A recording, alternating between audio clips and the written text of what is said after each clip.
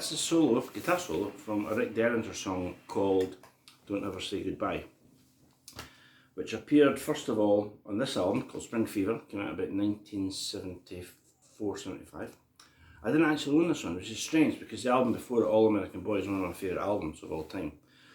So I must have been severely limited in funds at that point, but considering I didn't really have anywhere to live, probably buying pop records was quite low in my list of priorities. However, I did have friends who had it, so I had heard it. It was years later before I had a copy, and then recently I've got this, one of the box sets of Derringer and Rick Derringer. You know, it's a solo artist and Derringer the band.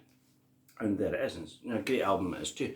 David Johansen's on it, the Winter Brothers are on it. And it's really good. It's just a very, very good record. I prefer All American Boy, and then right after that came out Derringer about 75, 76, just right after this one, which is a band album. Now, the funny thing about it is one of the standout tracks in Spring Fever is called Don't Ever Say Goodbye.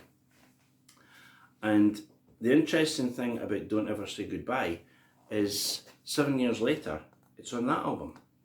And it's as if Rick Derringer and Todd Rundgren, who co-produced Guitars and Women, that's that one, thought, you know, we could do a better version of that. And the version of Spring Fever is great, you know, but they must have thought we could do that again and do a better version. So in these videos, I'm going to go through all the parts on this song, but I'm going to pick that version because I think that is the better of the two. Great song.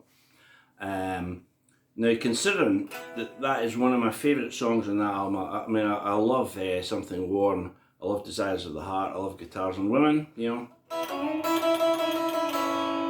that one. You know, I'm a big fan, as you probably know if you watch any of these videos.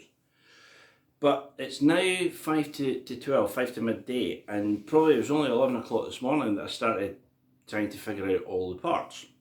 So I've kind of done this in a rush. You know, it's not a song that I actually knew how to play it until very recently. And once I went down the rabbit hole, I found it incredibly interesting.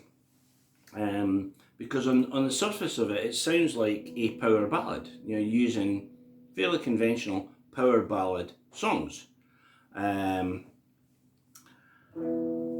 it's got two sounds. It's got the, you know, it's got this very, that's the kind of opening introduction sound, and it's got the,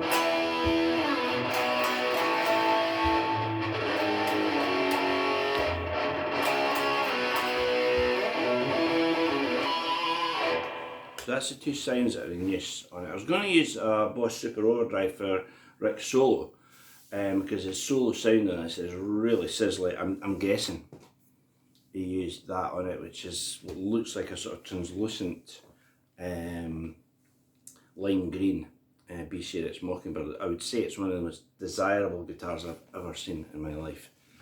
And you know, the only way I can describe the sound is it's sizzly. You know, it's incredible lead sound. But I thought, well, I'm sitting on top of my amp, I don't want any more hum than is acceptable, right? So I'm just going to use 3 little amp and 2 channels. First channel, as I say, is going to be the, so I pressed the wrong button there.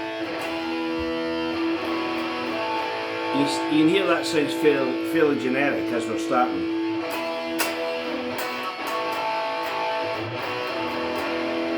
Right, that's not in the song, but it's that kind of song. And the other sound I'll use is the, I'm going to put it in the middle.